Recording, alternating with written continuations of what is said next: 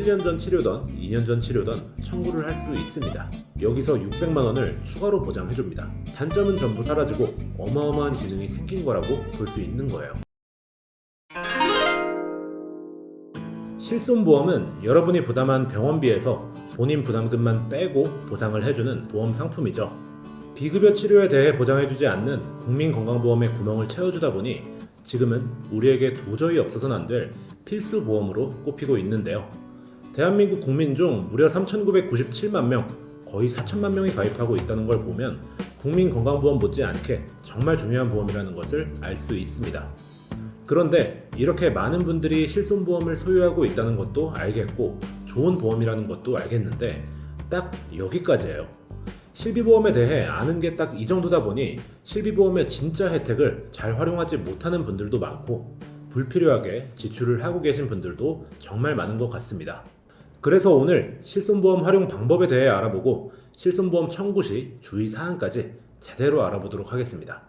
한 달은 별거 아닌 것 같아도 장기적으로 실비에 큰 돈을 납입하는 만큼 빈틈 없이 활용을 하시면 좋을 것 같고요.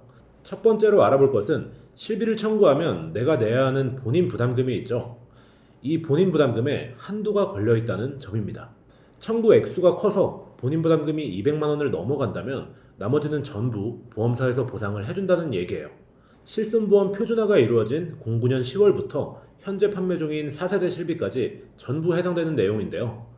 단 21년 7월부터 현재까지 판매 중인 4세대 실비의 경우에는 비급여 치료에 대해서는 이 자기부담금 한도가 적용되지 않는다는 점 참고하고 들어주셔야 합니다.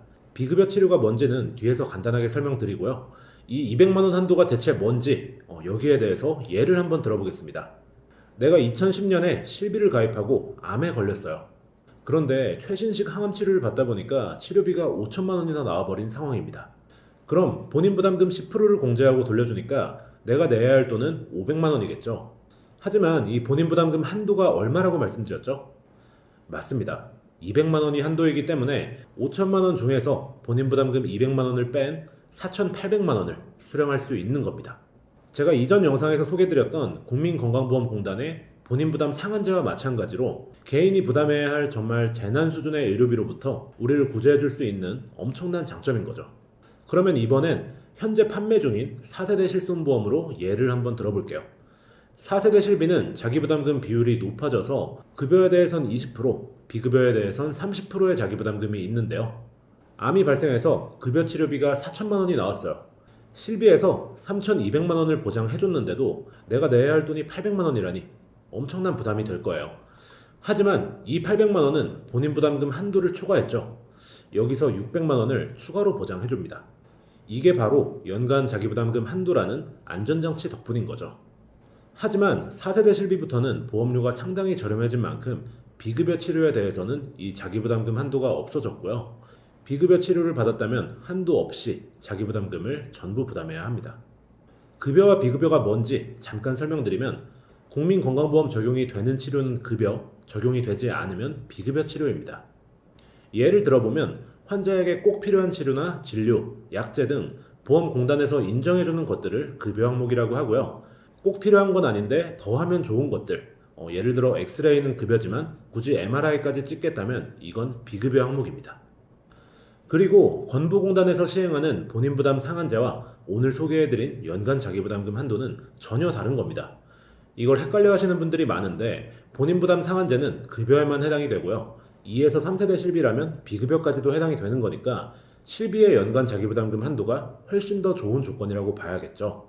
4세대 실비 역시 비급여에 대한 연간 자기부담금 한도는 없지만 비교도 안 될 정도로 가격이 저렴하고 충분히 좋은 조건이니까 실비가 아직 없으시다면 바로 가입을 하시고요. 실비를 가지고 계신 분들은 꼭 끝까지 유지하시길 바라겠습니다.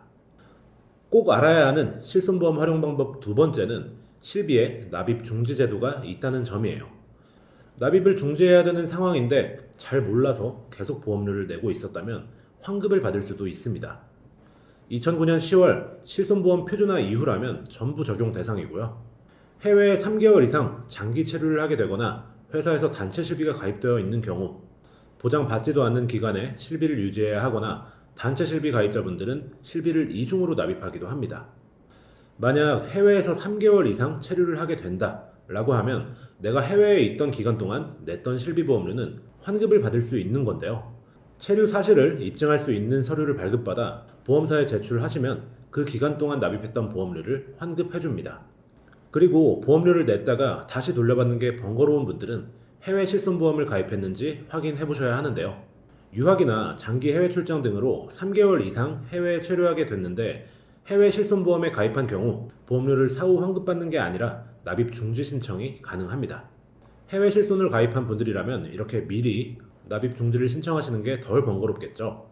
그리고 회사 단체 실비 가입자분들의 경우 퇴사를 하거나 퇴직 이후에는 실비가 없으니까 개인 실비를 알아보게 되는데요. 이때 병력이나 나이 때문에 실비보험 가입이 힘든 경우가 있습니다. 정말 난처한 상황이죠. 이런 일을 피하고자 단체 실비가 있는데도 개인 실비까지 따로 가입해놓고 매달 돈을 내고 계신 분들이 생각보다 정말 많습니다. 이럴 땐 납입 중지를 시켜놨다가 퇴사를 하는 등 내가 필요한 시점에 다시 재개를 시키면 되는데요.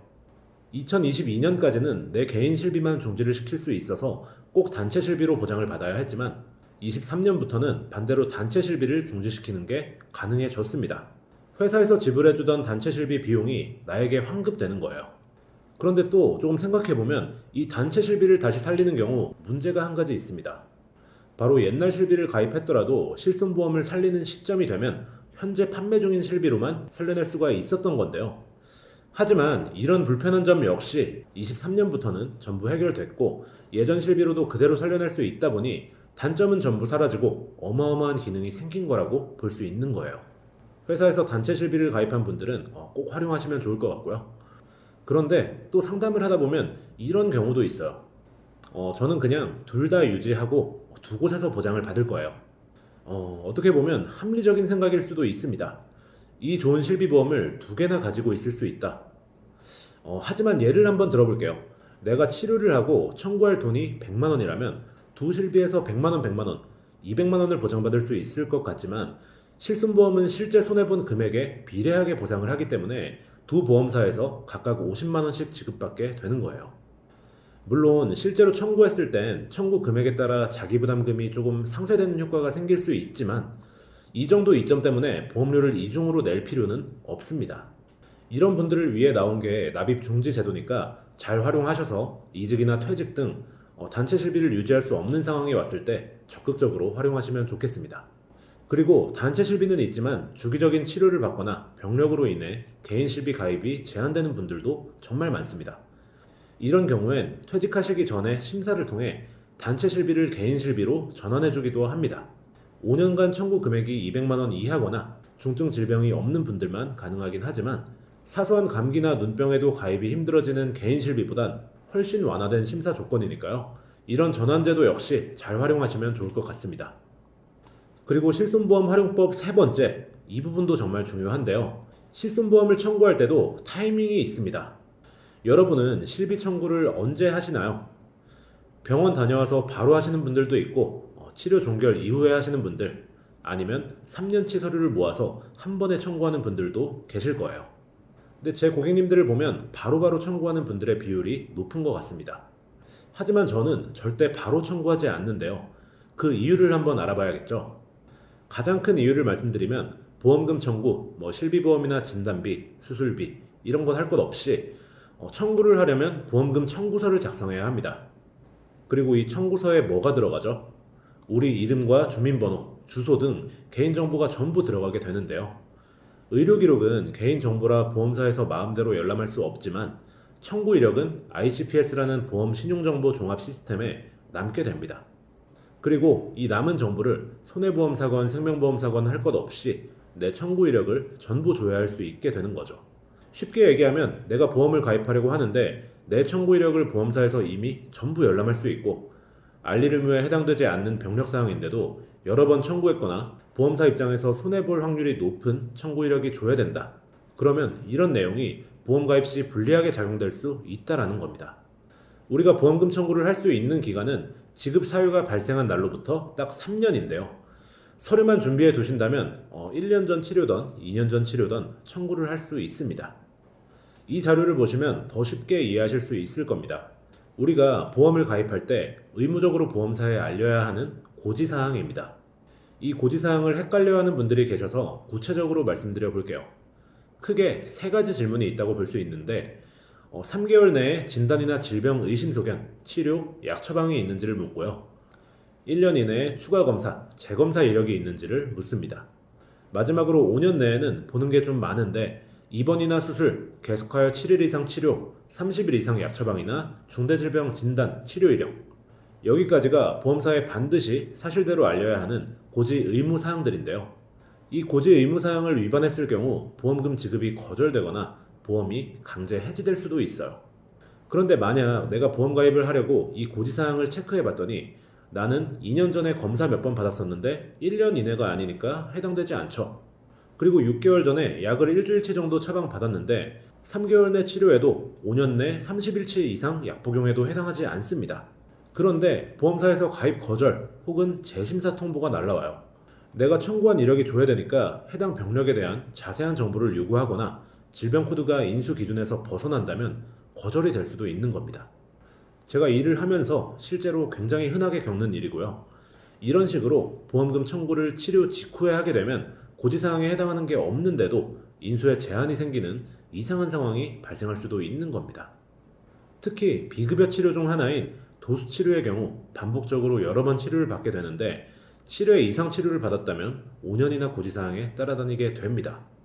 그리고 7번 이상 받지 않았더라도 청구 이력이 조회되면 보험사 심사에서 까다롭게 보는 경향이 있으니까 보험 가입 계획이 있으시다면 청구를 미루거나 하지 않으시는 게 오히려 득이 될 수도 있겠습니다. 그렇다면 우리가 보험금 청구를 언제, 어떻게 해야 하는 걸까요? 정답은 정말 쉽습니다. 아까 315 고지사항을 다시 한번 살펴볼게요. 만약 내가 치료받을 때 입원 또는 수술을 했다면 3번 5년 내 알릴 의무에 걸립니다. 이런 경우엔 청구를 안 해도 어차피 고지 대상이니까 치료 후에 바로 청구를 하는 게 나을 수도 있습니다. 반면 이번 1년 내 추가 검사나 재검사 또는 1번 3개월 내 치료 이력, 여기까지는 고지사항에 해당이 되더라도 고지사항에 벗어날 때까지 기다렸다가 가입하는 게 충분히 가능한 시간이에요. 만약 작년에 내가 두통으로 검사를 받았는데 원인을 찾지 못하고 상태가 호전돼서 더 이상 병원에 가지 않았어요. 이런 상세불명의 두통은 보험사가 심사 과정에서 굉장히 까다롭게 보는 병력 중 하나지만 청구 이력만 없다면 1년이 지나는 순간 아무 문제 없이 보험 가입이 가능합니다. 고지사항에 해당하지 않으니까 고지할 의무도 없고 청구 이력이 없으니 보험사가 알 방법도 없는 거죠. 그리고 아까 제가 몇 년까지 청구 가능하다고 말씀드렸죠? 3년이었죠. 무사히 가입한 이후에 청구를 하면 되는 거고 고지 의무도 성실히 지킨 거기 때문에 전혀 문제될 게 없습니다. 본 광고는 광고 심의 기준을 준수하였으며 유효기간은 심의일로부터 1년입니다. 이 외에 보험 가입 계획이 없는 경우라면 그냥 마음 편히 청구하셔도 무방하지만 보험금 청구는 어차피 3년까지 가능하니까 치료가 끝났어도 곧바로 청구할 필요는 없습니다. 오늘은 이렇게 우리에게 가장 중요하다고 할 수 있는 실손보험의 여러 가지 활용 방법에 대해 알아봤습니다. 실손보험 가입자분들께 중요하지 않은 내용이 없었는데요. 요약을 한번 해보자면 실손보험 본인부담금 한도는 200만 원으로 제한되어 있다. 3개월 이상 해외 체류 시 환급받거나 납입 중지를 시킬 수 있다. 단체 실비와 개인 실비 둘 다 가지고 있다면 하나는 납입 중지를 시켜놔야 한다. 그리고 실비 청구는 바로바로 하면 큰 낭패를 볼 수 있다. 이렇게 정리할 수 있겠는데요. 보기만 해도 복잡하고 어려운 실손보험 약관에서 정말 조그만 자리를 차지하고 있는 정보들이지만 활용도는 정말 좋으면서도 많은 분들이 모르고 계신 정보라서 주변 분들께 오늘 내용 공유해 주시면 몰라서 제대로 보장받지 못하거나 고액의 치료비로 힘들어하는 상황을 많이 줄일 수 있을 거라 생각합니다. 제가 정말 자주 보험을 과도하게 가입하지 마시고 최소화해서 꼭 필요한 특약에 집중해서 가입하면 된다. 이런 얘기를 많이 드리는데요. 실손보험에 이런 엄청난 혜택이 없었다면 여러분들께 보험 최소화해라 이런 얘기를 절대 못 드렸을 거예요. 어떻게 보면 실비를 가지고 있다는 사실 하나만으로 다른 보험에 나갈 지출을 정말 많이 줄일 수 있는 거예요. 그래서 이 실비는 최대한 오래 유지하셔야 한다고 생각하고요.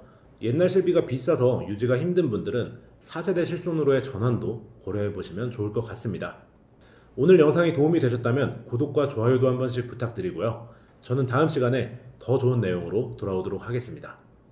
감사합니다. 본 광고는 광고 심의 기준을 준수하였으며 유효기간은 심의일로부터 1년입니다.